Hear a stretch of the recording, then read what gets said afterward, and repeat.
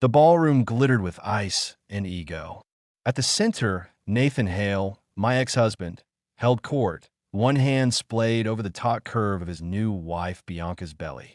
They looked like victors basking in the final, gleaming proof that had ended our marriage. They assumed I'd been erased. They didn't realize I'd written the epilogue. At the height of their toast to new beginnings, I gave the signal. The terrace doors carried in the winter air and a sleek double stroller. Conversation didn't merely fade. The room splintered into silence. The ending wouldn't be a blaze. It would be permafrost. Our penthouse, Lakeview Tower, 47C, had always been a monument to Nathan's taste. Every surface lacquered, every corner sharp, a gray-on-gray tableau overlooking a city that felt galaxies away from me. For 8 years, I tried to soften it. Velvet throws? Sent to storage. A riotous, abstract painting? Exiled to the guest bath. Dinner parties? Rebranded as networking obligations. In the end, silence won. The last fight was a Tuesday. I remember because the housekeeper had just left. The air reeked of lemon oil and ammonia. I stared at the answering machine's single red pulse. A reminder from the fertility clinic. "Don't bother," Nathan said, walking in. No Tom Ford suit that day. A new cashmere sweater, soft and pale, something I'd never seen. He was already shedding me. "You canceled it." My palm flattened on the marble. "Cold as always." "I did," he said. "We're not doing this anymore." "Our consultation," I said carefully. "The next round." "Not our," he corrected, with the measured patience of a man closing a deal. "Yours. And it's over." The marriage or the IVF? Both. I'd braced for that cut for a year. Since he became CEO of the family fund, since nights bled into mornings, and he started gazing at the city like it was another asset. I reminded him we'd been trying for years. He said the word like he was saving me from embarrassment. Septic. The hormones, the calendars, the procedures, it had poisoned us. He wanted happiness. "I'm 38, he said to his reflection, "and I want an heir, Serena, not a science project." The cruelty punched the breath from my lungs. An heir. He had the power. I'd given up my gallery to be the perfect Hale wife. My name might have been on the lease, but his name was on the account. I was a curated accessory, about to be returned. "Who is she?" I asked. "That's irrelevant," he said. When I said his name again, he finally exhaled. "Bianca Moreau, new partner in acquisitions." I imagined her in an instant. Young, diamond-hard, stilettos like stilettos. A woman I'd once been before I sanded my edges to fit his life. He offered terms. A condo in Palm Beach. An NDA. Civility in exchange for silence. "That was my mother's condo," I said. "I pay the mortgage," he replied smoothly. "It doesn't have to be messy. I'm moving to the club tonight. Papers tomorrow." He reached for a leather weekender, packed and waiting. The sweater wasn't for me. It was for her. This had been planned with the same precision he used to gut companies. "What about the embryos?" I asked. He paused with his hand on the chrome handle. "What about them?" "We have 2 left. I told my lawyer to have them destroyed," he said. "Low grade, Serena. Not viable, like this marriage." The elevator chimed. "You're a coward," I whispered, tears finally hot. "I'm a realist." He left me in the cold, gray kitchen, not just alone, but annihilated. He'd blamed me for infertility, shielded his affair behind that blame, and, as a last act of control, tried to wipe out the last hope I'd bled for. He'd taken my past, my present, my future. I sank to the marble and let the lemon ammonia sting my eyes. I was the sterile thing, I told myself, the non-viable one. The divorce was a lesson in psychological warfare. Nathan's attorney, a shark in a $5,000 suit, wielded a post-nup I'd signed 3 years earlier during our "we can fix this" phase. What he'd called a formality to protect the company now felt like a noose. In my new shoebox apartment, beige walls, beige carpet, the color of erasing, I sat with my best friend, Noor Patel, and my new lawyer, Daniel Hart, who is rumpled, exhausted, and fiercely loyal. He's offering Palm Beach and $50,000. Nor read, her voice venom sweet. That's what he spends in Aspen on a whim. It's contingent, I said. On the NDA. No talk about him, the company, or her. He's buying your silence, Daniel said. Because if the affair becomes evidence, that morality clause in the bylaws lights up. This is a pittance, Serena. We can fight. With what? I asked. He froze our accounts. Then we fight dirty, Nurse said, yanking out her phone. Starting with her. No, you need to see, she insisted. Bianca's Instagram was public. The latest post, a professional shot on a yacht, water in Amalfi blue. Nathan kissing her neck, his hand on the gentle rise of her stomach. Caption, Monaco with my man. So thrilled to finally share, baby Hale arriving February. I did the math. February due date. She was at least 4, maybe 5 months along. He left me in July. He was still coming to the clinic in May. I said, the realization landing like a physical blow. He held my hand during retrieval. He knew.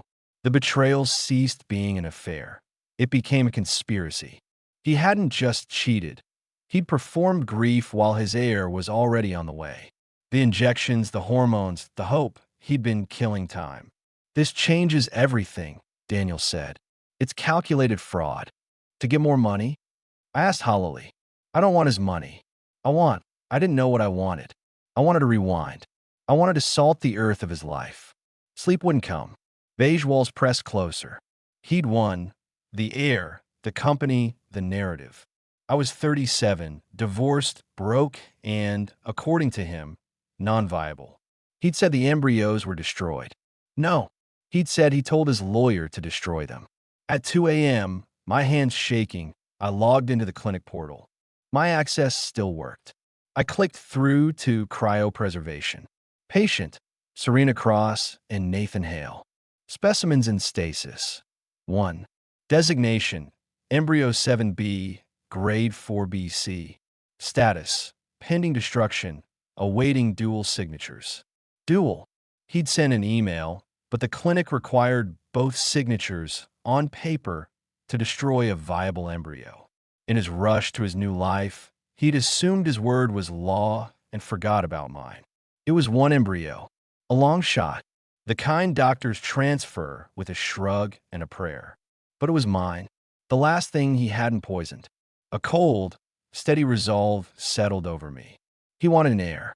He'd already made one. He didn't know it yet. I called the clinic at dawn. This is Serena Cross. I'm canceling the destruction order and scheduling a transfer. We'll need Mr. Hale's consent, the nurse said. You won't, I replied, pulling up our contract. Section 4A, disposition in case of divorce. Embryos remanded to me. A pause, typing. You're correct, Ms. Cross. Full legal custody is yours. Would you like to come in? I liquidated everything. My mother's condo, the jewelry he left, the bags I'd once believed were investments. Enough for Daniel's retainer, one frozen embryo transfer, and escape money.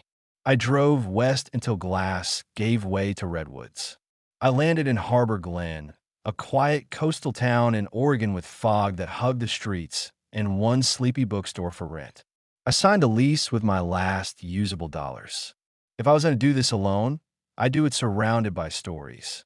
The transfer was brutal. I did it alone, checking into a cheap motel outside Portland, jabbing myself with injections, and lying beneath a fluorescent glare while a stranger with kind eyes wished me luck. During the 2-week wait, I sat on the floor of my empty shop, terrified to breathe. The call came on a rainy Thursday. Serena, the nurse said warmly, congratulations, strong HCG. You're pregnant.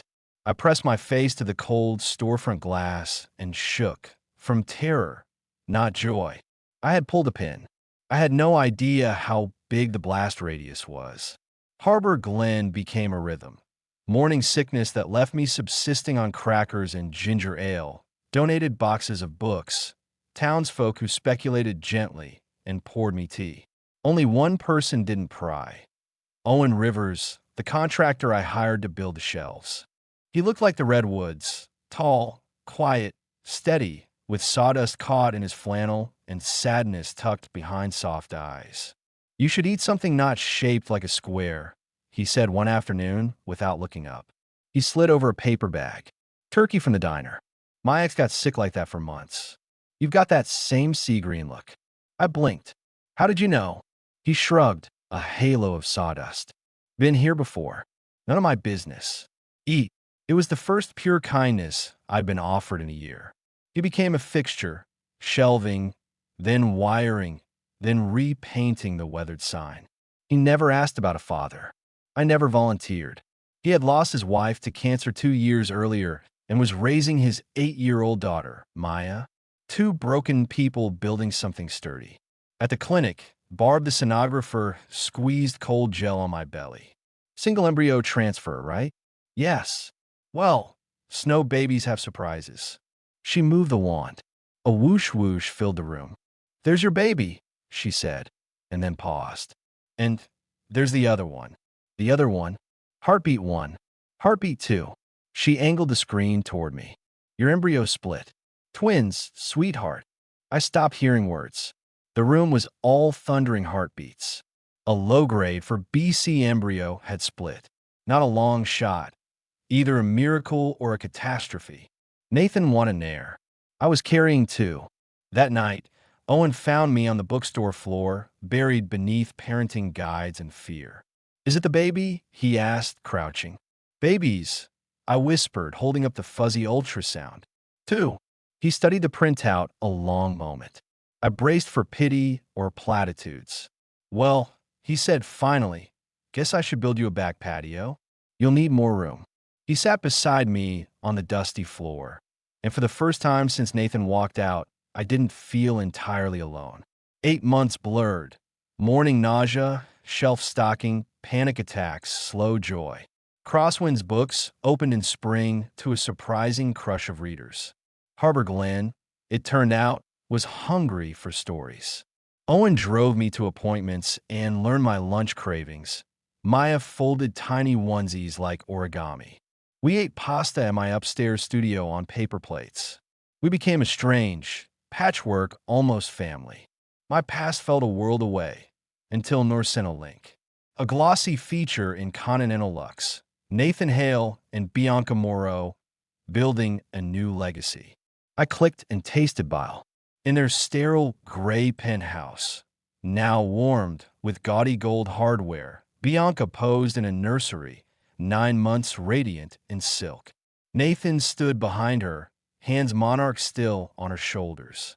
The article primed the reader with a simple morality play. A titan trapped in sterility, rescued by a brilliant, life-giving partner. Pressured to produce an heir nearly destroyed him. Bianca confided to the writer, "This baby symbolizes our rebirth. A true Hale legacy." Sterile. The word landed with a thud and a laugh. She had appointed herself luminous savior and me the barren ghost. She had no idea. "He's finally getting the heir he always deserved," the piece concluded. 2 weeks later, Bianca's baby boy, Julian, was born amid a flurry of announcements. 3 weeks after that, on a stormy Oregon night, my twins arrived. Owen held my hand for 12 hours and was the first person besides me to hold them. Theo and Lyra Cross were tiny, furious, perfect. As their faces uncrumpled and their eyes opened, the truth grew undeniable. They were beautiful and unmistakably Nathan's. Wavy dark hair, a decisive brow, and those glacial blue eyes. Wow, nor breathed when she visited. "Serena, it's like he shrunk." "I know," I said, kissing a downy head. "His face." My fight. Owen saw them differently. "They don't look like him," he said softly, watching them sleep. "They look calm and brave and loved." "That's you." I'd built a walled garden in Harbor Glen. I believed it was high enough. I underestimated the gravity of Nathan's ego. The invitation arrived a month later on thick cream stock. The Winter Promise Gala, a charity ball I once chaired. My name no longer on the letterhead. "Host committee now." Nathan Hale and Bianca Moreau. A summons, not a courtesy. Don't go, nurse said. Torch it. I'm going, I said, surprising us both. Owen paused over a leaky faucet. You don't have to prove anything. I do, I said, glancing at the sleeping twins. To me, the Regent Ballroom was exactly as I'd left it, only colder. I had planned a winter woodland. They chose fire and ice. Blood red, roses entombed in ice. Lights the color of a bruise. Less a celebration than a warning. I didn't arrive as Serena from Crosswinds. I arrived as the woman Nathan underestimated. Emerald dress with a sharp, architectural line. Hair pullback. My grandmother's diamond earrings. The one piece I kept. The buzz died completely when I entered with Nor and Daniel. Heads turned. Whispers rippled. I watched recognition break across Nathan's face like a hairline crack in glass. Bianca materialized skin-tight crimson, a brittle smile, a hand gliding over a now-flat stomach like a dare. Serena, she purred. How surprising. You look well, I said evenly. Motherhood suits you. It does, doesn't it? She beamed, laying a possessive hand on Nathan's arm as he joined her. Serena, he said tightly. He was furious I'd stolen his spotlight. I was in town meeting my lawyers. I said, true enough. I couldn't miss the event I spent 6 months planning. It's our first night out since Julian was born, Bianca said, rubbing the flattened silk at her midriff. Nathan is finally getting the air he has always deserved. The moment. I smiled, slow and genuine. Congratulations. Truly. I was hoping to offer mine in person. I lifted my chin toward the terrace. The doors opened. The nanny I'd hired for the evening wheeled in the double stroller. Perfect cream, cashmere blankets. Little awake faces blinking in the blue light. Bianca's smile fractured. Nathan's flute hit the marble and shattered. I unbuckled them and lifted my son. Bianca, Nathan, you remember Nor. And this, I said, is Theo. I turned and picked up my daughter. And this is Lyra.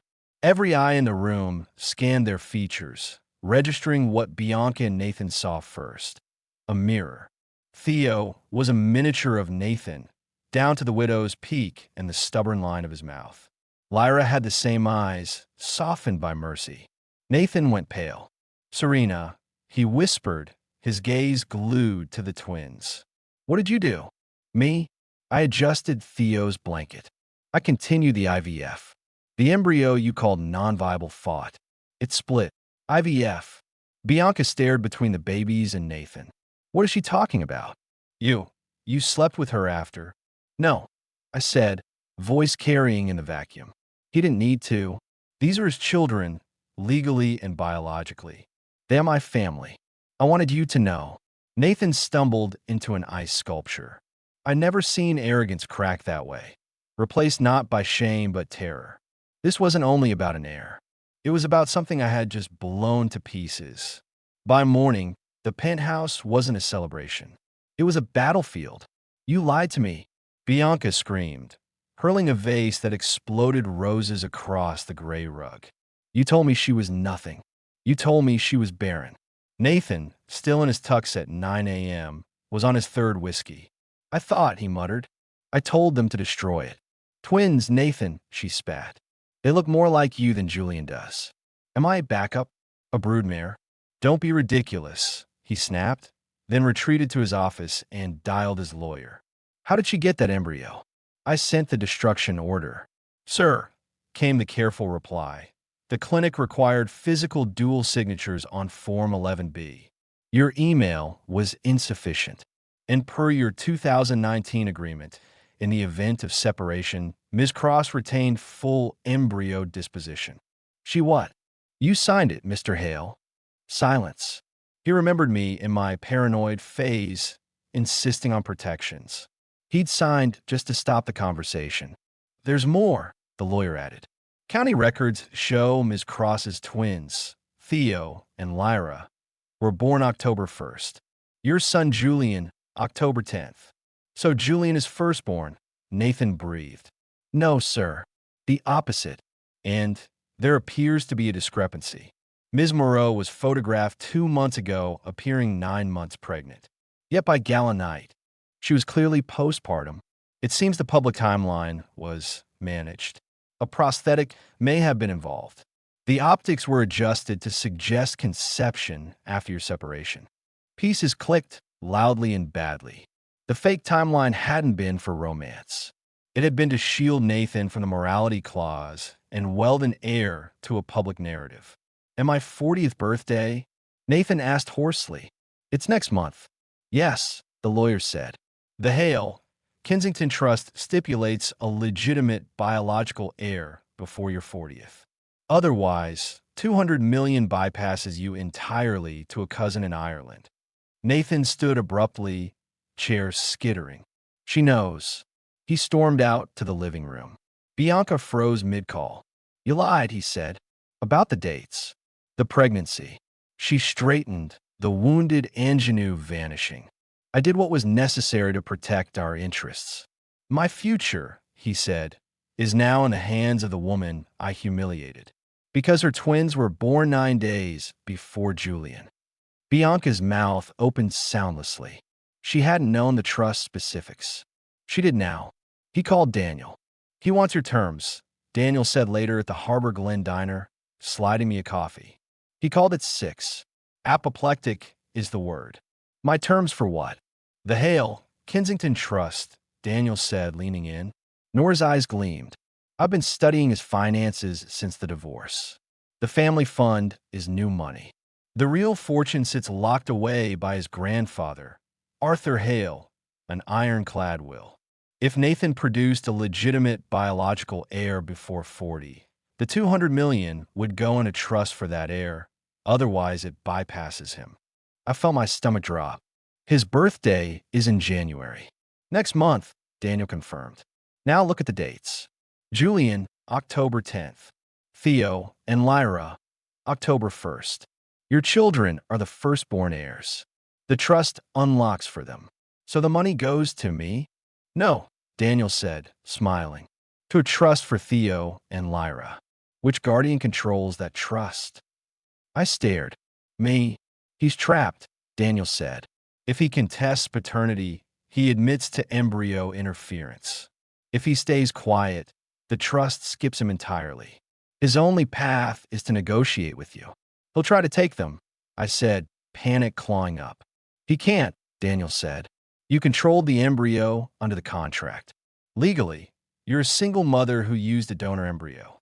To claim paternity, he'd have to confess to a conspiracy that could cost him his company and invite civil liability for fraud and emotional harm. He's finished." "So," Nurse said, smiling like a wolf, "what are you going to do with him?" We met at Daniel's Portland office. Fluorescent lights. Zen. Neutral carpet. Nathan arrived, already smaller, jaw shadowed, suit wrinkled, alone. "Where's Bianca?" I asked. "Gone," he rasped. "Took Julian and most of the liquid cash.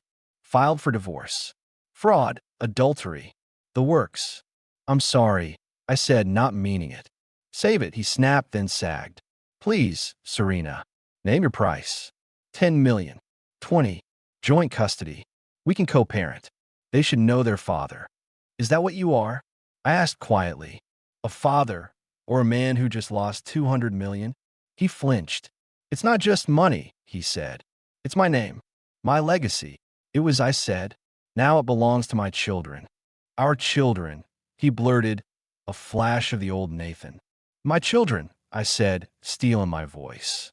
"You surrendered them when you tried to erase them.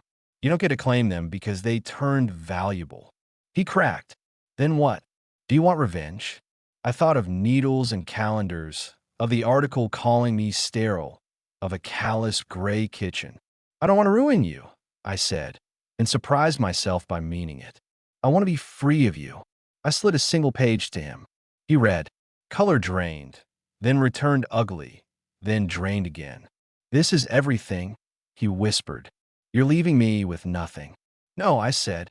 "Your company, your penthouse, your suits, your world, separate from mine." He read again, lips moving.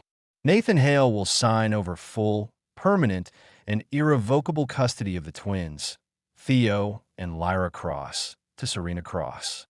He will renounce all parental rights now and forever.